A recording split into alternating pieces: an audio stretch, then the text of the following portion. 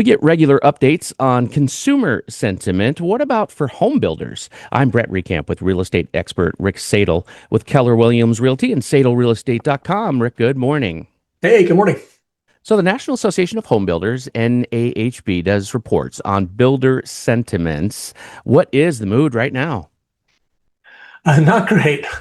Builder confidence actually fell again in June. It's dropped from 37 down to 35. That's the 14th straight month builder sentiment has remained below 40. We haven't seen a streak like that since the aftermath of the foreclosure crisis in 11 and 12. Builders are telling us that it's the same things we've been hearing for a while, which is mortgage rates are still elevated, affordability remains a challenge, and construction costs are still high. Obviously, they're still dealing with labor shortages, permitting delays, all those things as well.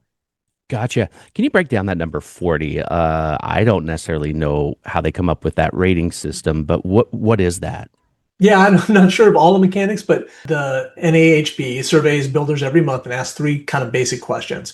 How are current sales? How do you expect sales to look over the next 6 months? And how much buyer traffic are you seeing?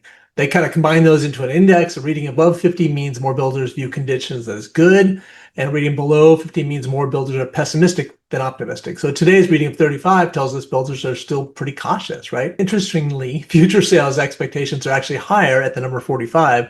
So builders, they're not expecting a collapse. They're just frustrated with today's conditions. Okay, fair amount of numbers there. 14, we understand, straight months, 14 straight months of declining builder sentiment. Any chance you think that might turn around? I mean, I do, but like everything else, I think it starts with mortgage rates. The biggest issue isn't that people don't want to buy homes. In fact, the country is still estimated to be short somewhere between 1 and 3 million homes for people to live in, right? The problem is affordability. If rates move lower this year, even modestly, buyer traffic could improve quickly. We also saw that 35% of builders cut prices in June, and more than 60% are offering incentives, right? That tells me builders are actively trying to create deals and keep inventory moving. Okay, here in our market, Portland, Southwest Washington, Salem, do our builders feel the same way you think, or is it more of just a custom builder market? No, I think that many builders here locally would tell you they're facing similar challenges, right? Land is expensive, labor is expensive, permitting and development timelines can be challenging.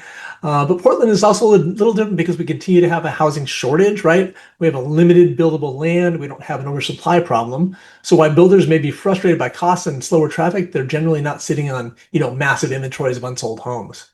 Okay, excellent. Again, Rick, thank you so much for your time. Yeah, thanks. That is Rick Sadle, real estate expert with Keller Williams Realty and SadelRealEstate.com. I'm Brett Reckamp. FM News 101 KXL is Portland's #1 source for news and information.